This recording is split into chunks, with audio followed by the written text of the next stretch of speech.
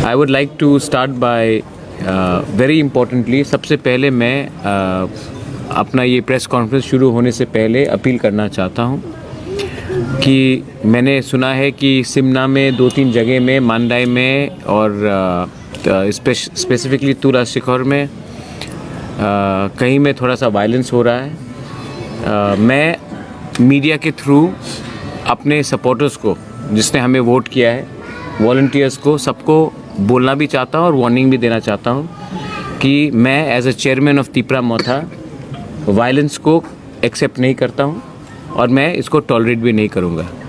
जो जीते हैं वो हम हैं, आज जो हारे हैं वो भी तिपरासा है, वो भी हमारे लोग हैं। और ये जो कल्चर है, जीतने के बाद जो पार्टी हारता है उसके ऊपर आक्रमण और उनका ऑफिस तोड़ा जाना और उनके घर में अटैक होना, ये एकदम अनएक्सेप्टेबल है। और मेरे पार्टी में जो भी ये करेगा मैं उनके अगेंस्ट एक्शन लूँगा, अगर ज़्यादा किया तो मैं उनको एक्सपेल भी कर दूँगा। लेकिन मैं ऐसे रकम का कल्चर टॉलरेट नहीं करता हूँ। मैंने देखा है जब 2018 में IPFT और BJP आई थी तो बहुत अटैक हुआ था। जब मैं कांग्रेस का प्रेसिडेंट था तब मैंने देखा था कि लोकसभा के बाद बहुत अटैक हुआ था। और आज हम जीते हैं तो हम वो चीज़ नहीं कर सकते जो हमने झेला है। हम में और दूसरे में फ़र्क होना चाहिए। जो जीतता है उसका दिल बड़ा होना चाहिए, जो हारता है एक दिन वो भी हमारे संग ज्वाइन हो सकता है, हमारे संग ज्वाइन होगा। मैं आशा करता हूँ कि एक दिन IPFT भी हमारे संग आएगा, एक दिन सब तिपरासास हमारे संग आएंगे। तो उनके घर में, उनके ऑफिसेज में अगर आपने अटैक किया तो मैं एक्शन भी लूँगा और मैं पुलिस को भी बोलूँगा एक्शन लेने के लिए। मैं आपको डिफेंड नहीं करूँगा अगर आपने कोई भी एंटी सोशल क्रिमिनल एलिमेंट किया। Tipra Motha is very different from other political parties. Tipra Motha is suppose to be a patriotic movement. It is not supposed to be a party which beats up other Tiprasas. I am not going to tolerate this, including any other community, be it Bengalis, be it Muslims, be it Hindustanis. किसी के घर में attack होगा तो सबसे पहले मैं उनके खिलाफ एक्शन लूँगा और मैं सामने आऊँगा रोकने के लिए। ये मेरा मैसेज है। प्लीज़ ये जो मैं कह रहा हूँ इसको आप वाइडली पब्लिसाइज़ कीजिए, क्योंकि मैं त्रिपुरा का इमेज ख़राब नहीं देखना चाहता हूँ। सब लोग बोलते हैं कि इलेक्शन के बाद त्रिपुरा में पोस्ट पोल वायलेंस होता है। ये पोस्ट पोल वायलेंस का कल्चर अगर ख़त्म करना है तो ये आज से हमको ख़त्म करना पड़ेगा। इसके लिए मैं बोल रहा हूँ कि जिसने ये, कोई भी अगर ये कर रहा है और मुझे खबर मिल रहा है कि 2-3 जगह से हो रहा है, हम इसको टॉलरेट नहीं करेंगे। Second, thank you to all the voters जिसने हमको वोट किया। I would like to thank everyone, employees, engineers जो आर्म फोर्सेस में है, जो विमेंस ऑर्गेनाइजेशन में है, बुमा बदौल में है, जो बाहर में पढ़ रहे हैं, स्टूडेंट्स हैं जो बाहर से आकर हमें वोट किया उन्होंने, जो यहाँ में त्रिपुरा में डेली वेज अर्नर्स हैं, जो प्रोफेशनल्स हैं, डॉक्टर्स हैं, सब ने जो हमको हेल्प किया है, मैं सबको बोलना चाहता हूँ थैंक यू। आपने हमें हेल्प किया, हमारे ख़राब समय में हेल्प किया, किसी ने वो काम करके हेल्प किया, किसी ने डोनेशन दे के हेल्प किया, लेकिन आपने हमें हेल्प किया। अमाउंट बड़ा छोटा, काम बड़ा छोटा नहीं होता है। आपने हमको हेल्प किया, हम उसके लिए बहुत थैंकफुल हैं। और आने वाले दिन में आपका जो भी प्रॉब्लम्स है उसको भी हम अच्छे तरीके से बैठकर ठंडे दिमाग से कुछ सोल्यूशन निकालने की कोशिश करेंगे। थर्ड पॉइंट है कि आज जो रिज़ल्ट आया है, मैं पहले से कह रहा था कि हमारा जो रिज़ल्ट है ये हम 100% मेजॉरिटी में खुद आएंगे। बहुत लोग हमारे जो जीते हैं फर्स्ट टाइम पॉलिटिशियंस हैं, फर्स्ट टाइम लीडर्स हैं, उनका परिवार कभी पॉलिटिक्स में नहीं था, तभी भी वो जीते हैं। मैं सबको थैंक यू बोलना चाहता हूँ। हम लोग के पास नए फेसेस आ रहे हैं, लेकिन जो हमारे कैंडिडेट्स हारे हैं मैं उनको भी बोलना चाहता हूँ कि Tipra and as a chairman of Tipra मैं आपको वापस ग्रूम करूँगा अगले इलेक्शन या इसके बाद भी। अपने जिस एरिया में हम लोग हारे वहाँ में डबल ज़्यादा काम करके हम तिपरा मोथा को वहाँ में भी पावर में लाएंगे।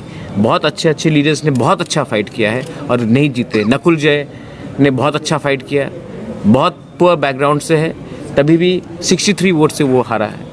रतन जय ने बहुत अच्छे से काम किया, बहुत क्लोज कॉन्टेस्ट रहा।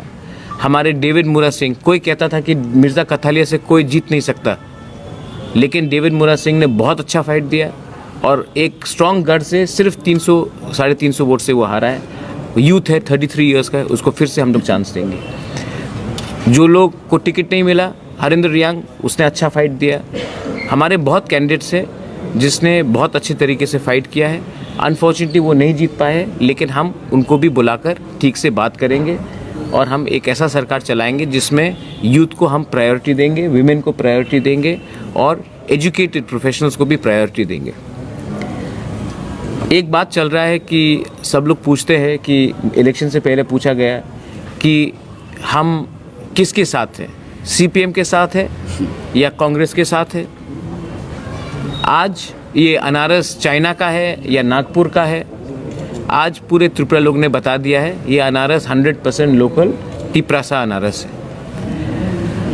मुझे शौक लगता है कि हमारे ही स्टेट के लोग को दिमाग में एक बात नहीं था कि एक party without alliance national party के संग भी जीत सकती है, लेकिन आज हमने करके दिखाया है।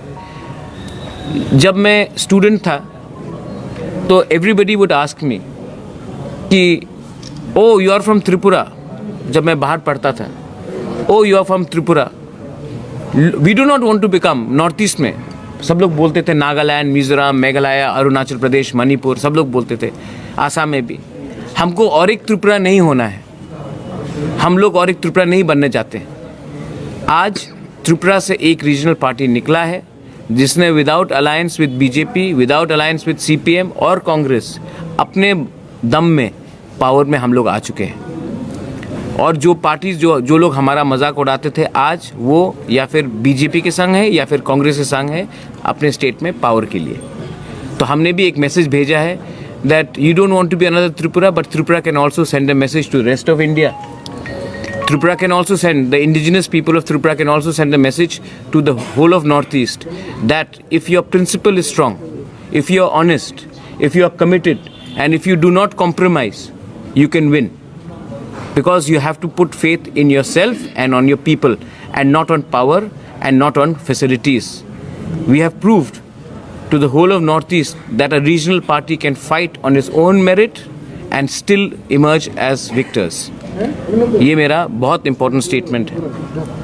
आने वाले दिन में we will set up the council, but मैं आज भी इस मंच से जो लोग हमारे संग अलायंस में नहीं आए, मैं उनको भी निमंत्रण देना चाहता हूँ कि आप आए और हमारे संग be a part of the council. बहुत जगह है सबके लिए, मैं सबको जगह देना चाहता हूँ।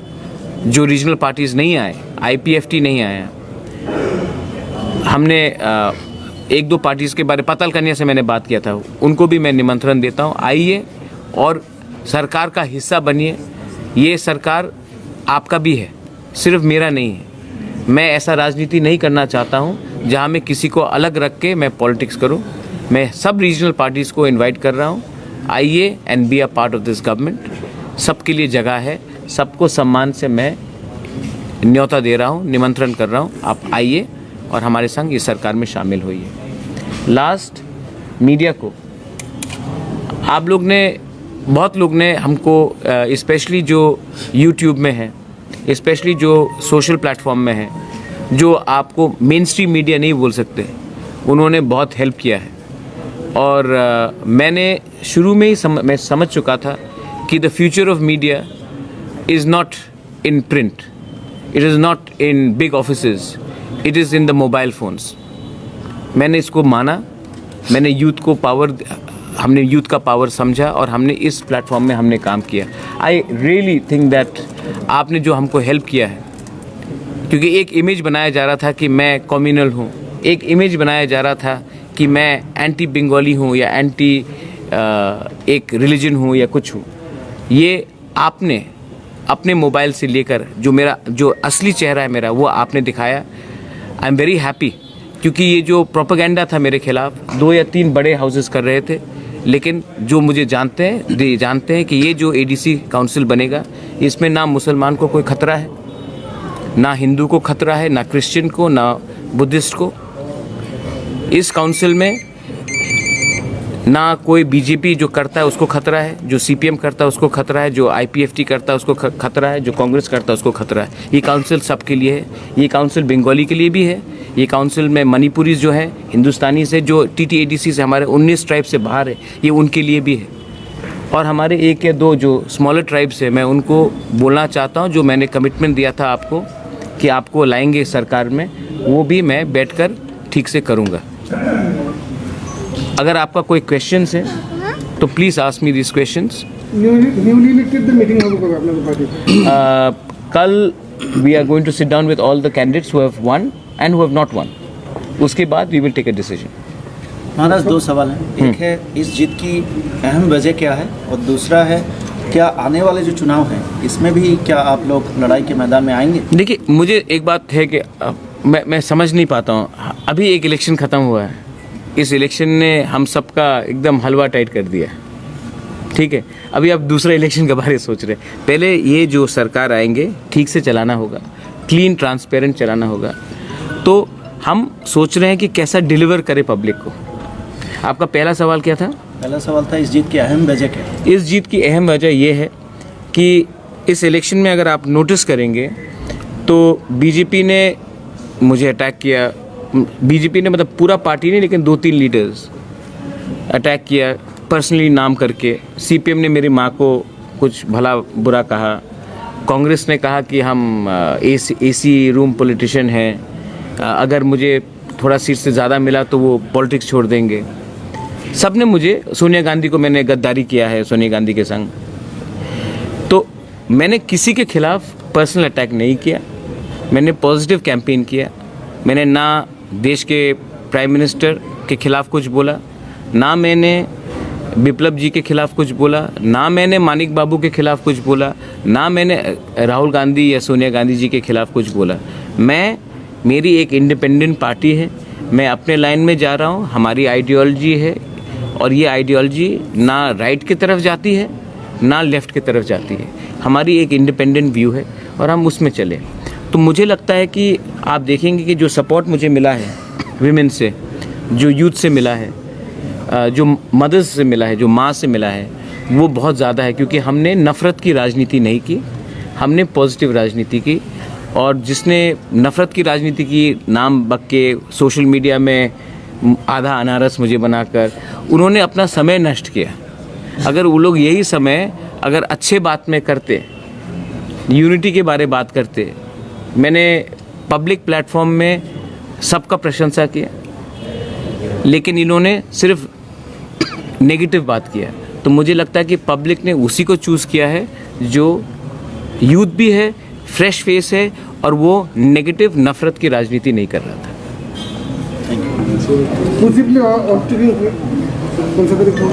Pardon? See, that is the governor's prerogative. I'll have to call on His Excellency the Governor. I will call on the Governor after I meet all my candidates. Some of them are staying very far, you know. Some of them are in Kanchanpur, some of them are in Unnakoti, Raima Valley, in Sabroom. Our party is one from, just now Animesh is coming from Ashrambari, Halahali. No, Kulai Champawar, I'm sorry. Ashrambari is Ananta Babu. हाँ. So we have got people who are one across the state. हम लोग का जो footprint है, it is not only in Agartala and in and around West Tripura. It is across the state. So when they come, we will sit down with them. We also have to meet our candidates who have not won. उन्होंने बहुत अच्छा fight किया, मैं उनसे भी बात करना चाहता हूँ। और then we will take a decision. That is very important. महाराज, और दो सवाल था। एक, पावर में आप लोग आ चुके हैं एडीसी के, पहली पावर में नहीं आए हैं। पावर में जिस दिन ओथ होगा, नहीं ऐसा नहीं। देखिए, हाँ बताइए, क्वेश्चन पूछ लीजिए तभी। पहला था, पहली प्राथमिकता क्या होगी, और दूसरा, what about greater Tipraland? Greater Tipraland is a commitment to the people, and we are not going to compromise on our commitment to the people. That's why we have said that we are going to stick. मैंने देखा है कि election के पहले आंचलिक parties लोग कुछ और बोलते हैं, इलेक्शन के जीतने के बाद कुछ और बोलते हैं। मैं स्टूडेंट ऑफ हिस्ट्री हूँ। मैंने हमेशा हिस्ट्री में ये पढ़ा है कि अगर आपको पावर में आप आने के बाद आप जो कमिटमेंट देते हैं उसको नहीं रखते हैं तो आप गिरते हैं, या फिर आप तब गिरते हैं जब आप अहंकारी हो जाते हैं। 2018 में आईपीएफटी पावर में आया, 2019 में आईपीएफटी लोकसभा इलेक्शन में एकदम शून्य हो गया। मैंने भी हिस्ट्री पढ़ा है, मैंने भी देखा है कि जब TUGS पावर में आया था या 2000 में जब IPFT TTADC में आई थी तो विदिन 2 इयर्स प्रॉब्लम हो गया। तो मैं जो गलती पहले हुआ है मैं उसको रिपीट नहीं करना चाहता हूँ। मैं क्लीन यट और ट्रांसपेरेंट गवर्नमेंट चलाना चाहता हूँ। उसके लिए हमको अपना आइडियोलॉजी में रहना पड़ेगा और मोर इम्पोर्टेंटली हमको अपना जो सरकार है जब आएगा हमको अहंकार बन के नहीं करना है। हमारे ऑपोजिशन में कोई भी हो, BJP हो, IPFT हो, कांग्रेस हो, CPM, उन सब से भी बात करना पड़ेगा। इसके लिए मैं उनसे भी बात करके मैं ये गवर्नमेंट चलाना चाहता हूँ।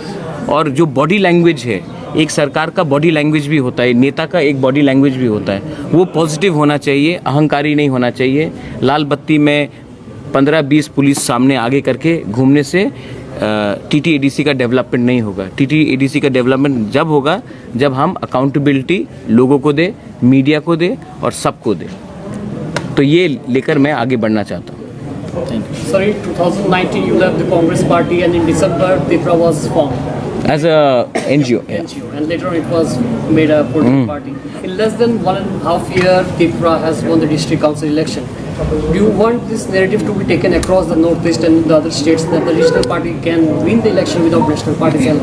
I'm highly inspired by the movement which took place, where if you see what India against corruption happened. Then if you see what happened in 1959 after the Mautam, many of you all may not realize this, but Mautam was a famine in Mizoram, and there was an organization which worked for the people who were suffering during the famine. Later they transformed themselves into a political party which is in power today. We also worked very hard during the Corona, and I think if we had just formed a political party, nobody would have come with us. But because we worked for the people during the pandemic, because we worked for the people and raised the people's voice for the CAA and went and filed a case in the Supreme Court. If you will be surprised to hear this, but apart from TIPRA and INPT and TPF and a few other regional Joint Action Committee, nobody actually opposed CAA in Tripura. The Congress did not oppose CAA in Tripura. I didn't see a single protest by the Congress and CAA. I was shocked that even the Communist Party did not oppose CAA. When they were protesting all over India, in Tripura, they did not oppose it. So I would like to say that the journey of TIPRA, the reason why TIPRA has been successful is because it did not look at all problems as political, but looked at some problems as social, some as existential, some as cultural, some as a point of identity. So what are going to be your priority? Because if we see, as you said about the history, when IPFT had raised the TIPRA land issue also. So in that case, today in a press conference it was said, ideology, while in the opposition is easy, but you must ask Who said this? A political party said. But Which political? If you are in the government, it will be tough. So Which political party said this? BJP spokesperson. BJP was stuck to his ideology. इसके तो राम मंदिर बना. BJP should be the first one to say that we think. BJP तो राम मंदिर के बारे तब से आज तक बोल रहा है. जिस दिन उसने अपने आइडियोलॉजी के बारे में बात नहीं किया अंडर वाजपेयी गवर्नमेंट, तभी तो वो लोग पावर से बाहर गए. ट्रिपल तलाक, आर्टिकल 370, बीजेपी तो अपने पूरे आइडियोलॉजी में लगा हुआ है, तो हम भी अपने आइडियोलॉजी में लगा हुआ है. जब बीजेपी ने अपने आइडियोलॉजी से डाइल्यूट किया तब वाजपेयी जी हार गए. तो मैं तो उनको तो सबसे ज़्यादा बोलना चाहिए कि आइडियोलॉजी बहुत इंपॉर्टेंट है. बीजेपी का तो पूरा रहता है. और रहा बात IPFT का, IPFT came in alliance with BJP and then compromised on the demand of IPFT on TIPRA land.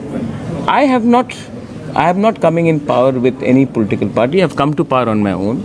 And why should I not ask for something which is in the Constitution of India? And also, why not, like I've started this press conference, appealing for peace. I don't want my greater TIPRA land to be discriminatory towards any community, be it the Bengalis, be it the Manipuris, be it the Muslims, be it the Hindus, Christians, Buddhists. I want it to be an inclusive society. So my agenda is to deliver the TTADC the way I can. and I will stick to my core ideology. And if anyone wants to talk to me, they should agree to me in writing. It's as simple as that.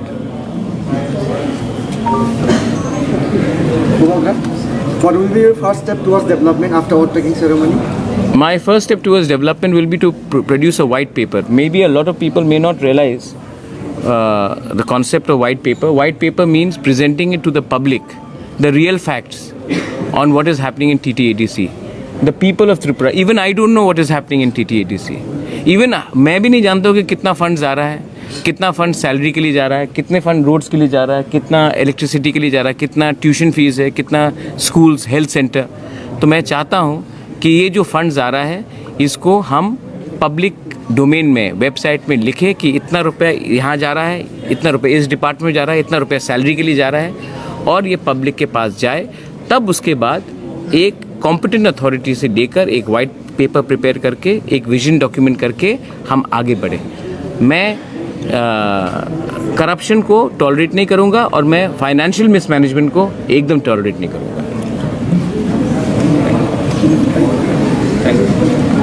Okay, Belaino Hambai, thank you, and once again through the media I am appealing to everyone, जो लोग भी कहीं में भी हमारे party के नाम में वायलेंस कर रहे हैं, मैं उनको बोल रहा हूँ मत करो, वरना बाद में मैं खुद उनके खिलाफ एक्शन लेने वाला हूँ. Thank you.